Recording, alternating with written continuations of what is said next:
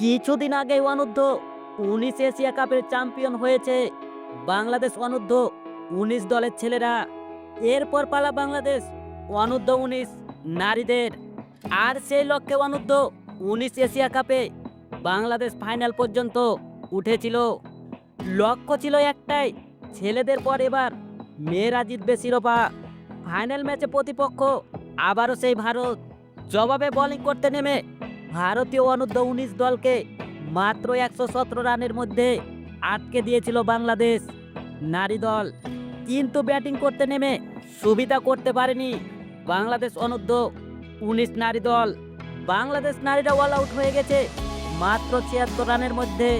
তাতে ভারতের অনূর্ধ্ব-19 নারী দল 41 রানের ব্যবধানে জিতে যায়।